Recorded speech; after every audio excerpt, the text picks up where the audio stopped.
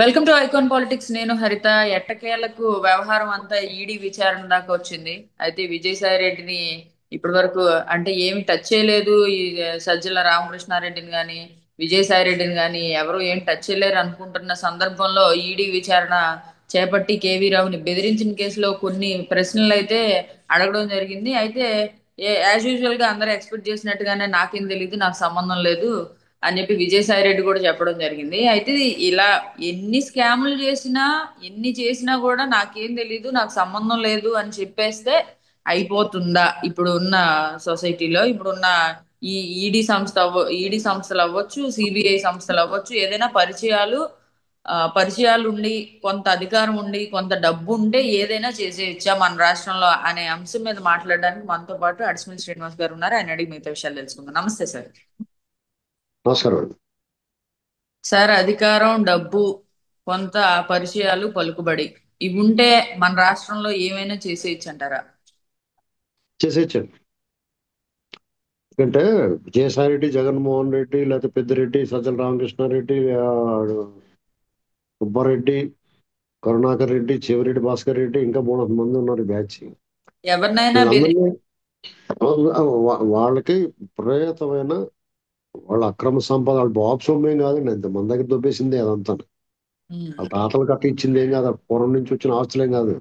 రాజశేఖర్ వచ్చిన కాడి నుంచి 20 ఏళ్ళలో కొల్లగొట్టేశారు వాళ్ళు మొత్తానికి.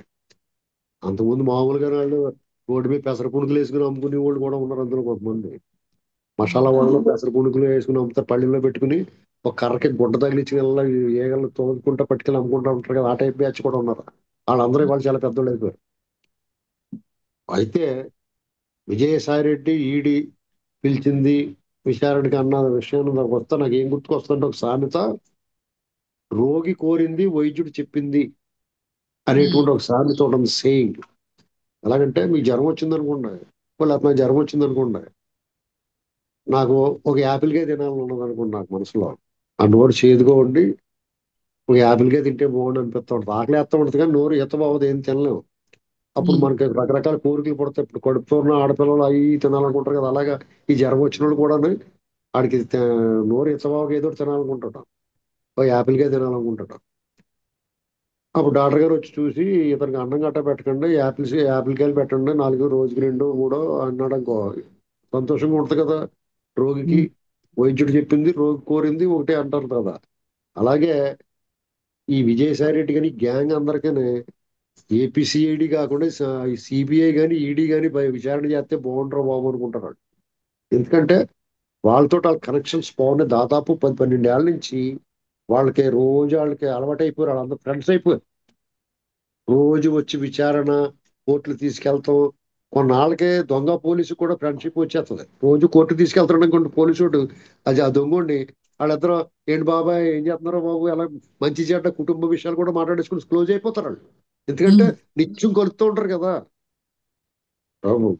కానిస్టేబుల్ ఉంటాడండి, అంటే కోర్టు తీసుకొస్తూ ఉంటాడు. ఉమ్. అలాగే వాళ్ళ మధ్య మాటలు స్నేహం పెరిగిపోయి, ఆ సాన్నిధ్యం పెరిగిపోయి ఒకళ్ళకొకళ్ళు పార్టీలు కూడా చేసేసుకుంటారు, పెళ్లిళ్ళు గట్ట పిలుచుకుని ఈ స్థాయికి వచ్చేస్తారు, వాళ్ళంతా బాగా క్లోజ్ అయిపోతారు. ఇంకా అది మన ఇది సహజంగా జరుగుతుంది. అలాగే ఈ ఈడీ, సిబిఐ, జగన్ ఈ బ్యాచ్ అందరికి ఫ్రెండ్స్ ఫ్రెండ్స్ అయిపోరు, వాళ్ళంతా క్లోజ్ అయిపోరు బాగా. ఆ క్లోజ్ ఫ్రెండ్షిప్ సపోజ్ ఎవడన్నా ఆఫీసర్ మారాడనుకో, ఆ వెళ్ళిపోయి వాడు ఏం చెప్తాడంటే, వీళ్ళు చాలా మంచోళ్ళు, వీళ్ళు మామూలుగా చట్ట ప్రకారం నేరస్తులు దొంగోళ్ళు అయినా కానీ మనల్ని బాగా చూసుకుంటారు, వాళ్ళు ఎప్పుడు కూడా జీడిపప్పు ఉప్మా అలాంటివి పెడతారు మనకి అని చెప్తారు వాళ్ళు. మనకి ఏమైనా ఉమ్. కావాలంటే మన సూట్ కేసులే ఇస్తారు వాళ్ళు. నీకు అవసరం ఉన్నప్పుడు నీ బ్యాంక్ అకౌంట్ లో నీ ఏటీఎం కార్డు వాడుకో, వీళ్ళ దగ్గర ఈ కార్డు వాడుకో, వీళ్ళని శుభ్రంగా నీకు అన్ని అమృతాయి, డైమండ్ వాచ్లు గట్రా వచ్చేస్తాయి మనకని చెప్తారు. వీళ్ళు కూడా అలాగే పట్టుకెళ్ళి ఇచ్చేస్తా ఉంటారు, డైమండ్ వాచ్లు అవి పట్టుకెళ్ళి ఇచ్చేస్తారు వాళ్ళందరికీ. వాళ్ళ పెళ్లిళ్ళు గట్ట అయితే సూట్ కేసులు, డైమండ్ వాచీలు, పెద్ద పెద్ద రకరకాల విలాసవంతమైన వస్తువులు, వస్తు సామాగ్రి అంతా వాళ్ళకి సమర్పించుకుంటారు. ఎందుకంటే వాళ్ళ సొమ్మేం కాదు, దుబ్బేసిందే కదా, అందులో 1% వచ్చి పెడతారు వీటి కోసం.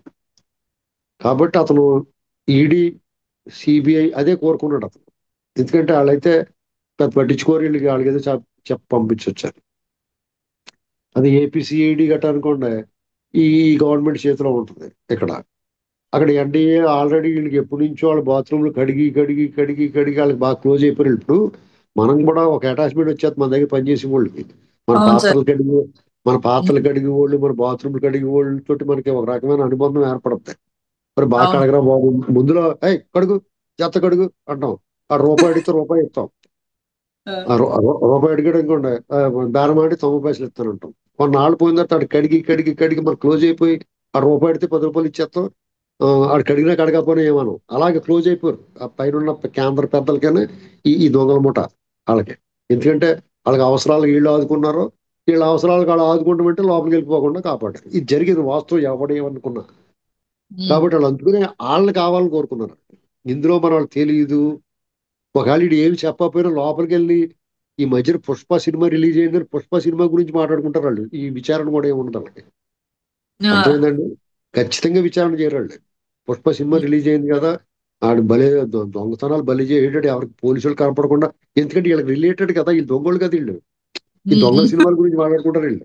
దొంగలకు దొంగ, భలే దొంగ, మంచి దొంగ, పుష్ప, ఆ, ఈ ఈ దొంగతనాలు కదా అండి, స్మగ్లింగ్, ఇలాగా ఉమ్, ఈ కొల్లగొట్టి, ఈ ఎర్రచందనం కొల్లగొట్టేయటం, ఇవే మాట్లాడుకుంటారు వాళ్ళు. ఇదంతా వాళ్ళ సబ్జెక్ట్ అది కదా. ఇప్పుడు ఇద్దరు ఫ్రెండ్స్ ఇప్పుడు మీరు ఉన్నారనుకోండి, ఒక ఇద్దరు అందమైన అమ్మాయిలు ఉన్నారనుకో, బ్యూటీ క్లినిక్ గురించి మాట్లాడుకుంటారు. ఒక టీవీకి సంబంధించి మీడియాకి సంబంధించి ఉన్నారనుకోండి, ఛానల్స్ గురించి, లేకపోతే ఏ ఛానల్లో ఎక్కువ జీతం ఇస్తున్నారు దీని గురించి మాట్లాడుకుంటారు. యూట్యూబ్ ఛానల్స్ ఉన్నారనుకోండి, ఎవరికి ఎక్కువ వ్యూస్ వస్తున్నాయో మాట్లాడుకుంటారు. అంతే కదా సహజంగానే. అవునా ఈ కదా? మధ్య ట్రెండింగ్ లో ఉన్నారు, వీళ్ళు ఎలా చేస్తున్నారు అలా చేస్తున్నారు అని అది మాట్లాడు. ఆ ట్రెండింగ్ ఉంది. ఈ రీల్స్ గట్టా చేసి కూడా ఉన్నారనుకోండి, వాళ్ళ ముఖం బాగోపోయినా కానీ రీల్స్ బాగా చూస్తున్నారు వాళ్ళే అని చెప్పుకుంటారు వాళ్ళు. ఇప్పుడు బాగా అందంగా ఉన్న అమ్మాయి రీల్స్ ఎవరు చూడలేదు అనుకోండి, ముక్కు ముఖం చూసేలా లేకుండా కానీ ఆ అమ్మాయి ఎందుకు చూస్తున్నారా బాబు అని వాళ్ళు చెప్పుకుంటారు వాళ్ళు. అవును. అలాగే వీళ్ళు ఈ దొంగతనాల గురించి, దొంగలు కాబట్టి దొంగతనాల గురించి గట్రా మాట్లాడుకుంటారు వెళ్ళి. దానికి మన పైకి ఏం చెప్తారంటే, మాకు విచారణకు సహకరించలేదు ఇతను, మళ్ళీ వచ్చి నెల 26వ తారీఖు రమ్మన్నాడు. ఏకంగా 20 రోజులు టైం ఇచ్చేస్తారు వాళ్ళకి.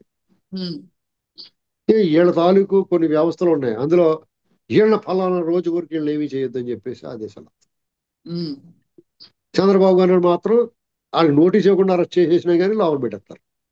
ఈ దేశంలో మనం ఎవరిని నమ్మాలి చెప్పండి ఈసారి మీరు? మనం ఇవన్నీ తెలిసి గొంగళ్ళలో తింటా వెంట్రుకలు ఏరుకొచ్చా మనం దీని గురించి మాట్లాడొచ్చా మనం? ఎలా జరిగితే అలాగే అందరితో పాటు తిరుమల తిరుపతి దేవస్థానం దర్శనంకి వెళ్ళినప్పుడు ఆ లైన్ లో నిలబడినప్పుడు మనకు ప్రమేయం లేకుండా వెళ్ళిపోతాం దేవుడి ఆ, దగ్గరికి, చూసుకుంటూ వెళ్ళిపోతారు మనం. అందరూ ఉండి అలాగే పోవడమే అందరితో పాటు ఉంది. దీని గురించి మనం నిలబడ్డాం అనుకోండి, తిరిగి కింద ప్రశ్నించకూడదు. మనం కాదు అని నిలబడితే తొక్కిసినట్లు చచ్చిపోతాం మనం. తొక్కేసిపోతారు, మనం తొక్కుండా పోతారు. కాబట్టి మీరు ఇక్కడ వ్యవస్థలో వ్యవస్థలో సిస్టమ్ మొత్తం, స్టేటు, మనుషులు, పోలీసు, అన్ని యంత్రాంగాలు మొత్తం చెడిపోయినాయి. శుభ్రం తుప్పట్టేసినాయి. ఆ తుప్పంతా క్లీన్ చేసి దాన్ని కిరసనాలు రాసి తుప్పు పట్టకుండా ఆయిల్ పూసి అన్ని పెయింట్ చేయాలంటే చాలా టైం పడేది. అసలు అది జరుగుద్దో జరగదో చెప్పలేము. ఎందుకంటే మనుషుల్లో కూడా, ప్రజల్లో కూడా ఒక రకమైన కరప్షన్ ఆ వాతావరణం వచ్చేది. ఎవరు తింటే ఏంటాడు, ఎవరు తింటలేదు. ఉమ్, ఇప్పుడు నేనంటే నేనే అని సినిమా వచ్చింది కృష్ణ గారిది, ఎప్పుడో 40 ఏళ్ళ క్రితం వెళ్తాం.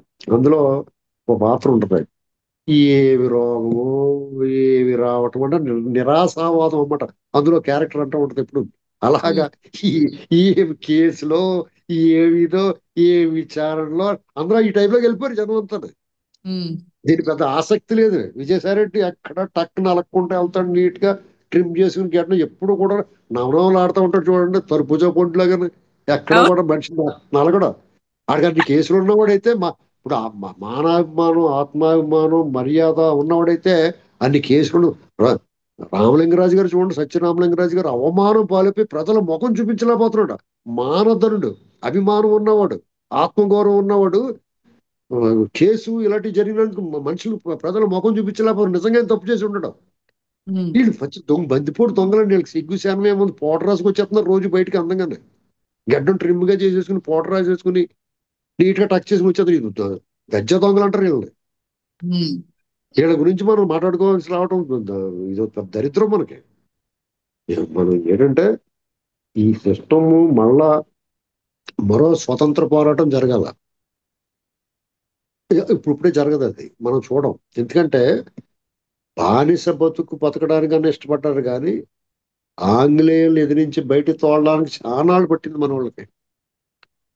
అది కూడా రకరకాల మళ్ళీ అందులోని స్వార్థం. వాళ్ళు కూడా మనతో సిరాకు వచ్చిపోయారు, మనకి ఇవ్వలేదండి. మనం ఏం ఉమ్, పోరాడి సాధించుకోలేదు. మీకు అర్థమైందా? మనం ఊరికే చెప్పుకుంటాం కానీ పోరాడడం అది ఇది అని. స్వాతంత్ర పోరాటంలో వీరులను అవమానించట్లేదు, ప్రాణాలు కోల్పోయారు చాలా మంది. ఆ ప్రాణాలు కోల్పోయే వాళ్ళు చూసి కూడా వాళ్ళు ఇంత త్యాగం చేశారు. వీళ్ళు మిగతా వాళ్ళు ఇంత స్వార్థపరుల కింద ఉన్నారు. వీళ్ళతో మనకెందుకని పోయారు. ఇది వివాదం అయినా కానీ ఇది ఉమ్. నిజమండి. మీరు కావాలంటే మనం పోరాడి "ఏయ్, మీరు స్వాతంత్రం ఇవ్వకపోతే మిమ్మల్ని ఏం చేస్తామో చూడండి" అని బెదిరిస్తే పోలేదండి. మాకు వద్దురా బాబు, అడ్డీ లాగేసుకున్నాం, ఇంకేముంది ఇక్కడ ఏమి లేదని చెప్పేసి వదిలేసిపోయారు. ఇప్పుడు ఒక తోట ఉంటదండి, బత్తాయి తోటో లేకపోతే మామిడి తోటో, ఆ కాపుకి కొనుక్కుంటారు కొంతమంది. ఆ కాయలన్నీ కోసేసుకున్నారు, తోట ఎత్తుకుంటాడు, వదిలేసిపోతాడు, మళ్ళీ సంవత్సరం మళ్ళీ కొనుక్కొచ్చండి. అలాగే పోయారండి. పోతా పోతా రెండు ముక్కలు చేసిపోయారు. మళ్ళీ పాకిస్తాన్ వీళ్ళందరూ కలిసి ఉండకూడదని చెప్పేసి ఇక్కడ తీసిపోయారు. అది కూడా డీలే. మళ్ళీని అక్కడ ఏది రాజకీయం జరిగిందో మనకు చరిత్ర కొన్ని నాటిని నిక్షిప్తం చేద్దాం, మనం బయటకు తెలియకుండా కప్పిటెత్తారు. అలాంటి పోరాటం చేయాలంటే మనం మన నీరు గాలి మట్టి స్వేచ్ఛ ప్రియులు, స్వేచ్ఛ కోసం పోరాడదాం అనుకుంటారు సగం మంది. మిగతా సగం మంది బానిసల, కట్టు బానిసలుగా ఉంటారు. ఆ మనస్తత్వం బానిస మనస్తత్వం, దుర్మార్గం, ఎదటపడి సంకనాకటమే వాళ్ళ పని. చాలా వరస్ట్గా ఉంటారండి. అటువంటప్పుడు ఈ ఈ యుగంలో, ఈ ఆధునిక యుగంలో పోరాటాలు అనేటువంటి మీరు చూడరు.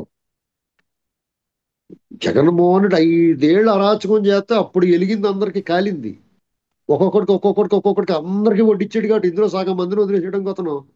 మీకు అతను ఉమ్, ఓడిపోవడం అలాగా. ఇలాంటి పరిస్థితుల్లో మీకు ఇక్కడ మళ్ళా ఇంకొక స్వాతంత్ర పోరాటం నాడు జరిగితే తప్ప ఈ ఉమ్. వ్యవస్థలన్నిటిని మార్పు రావాలంటే చాలా కష్టమండి. మార్పు రాదు. నలుగురితో పాటు నారాయణ, కులంతో పాటు గోవింద అనుకుంటూ పోతమే. మీకు ఎప్పుడన్నా మనశ్శాంతి లేదనుకోండి, ఏదో గుడికి వెళ్ళిపోయి కాసేపు కూర్చుంటే బాసిపడి వాళ్ళు చక్కెర పొంగలు అయి పెడతారు, తినేసి వచ్చేస్తున్నాయి. రైట్. Right sir. ఈ అంశాన్ని అంటే ఇప్పుడు ఉన్న పరిస్థితి ఎలా ఉందంటే ఏ ఏ ఏ అంశాన్ని ఏ కోణంలో చూడాలో కూడా అర్థం కాని పరిస్థితి, ఎందుకు ఇలా జరుగుతుందని చెప్పి. Okay sir, thank you sir మీ విశ్లేషణ తెలియజేసినందుకు.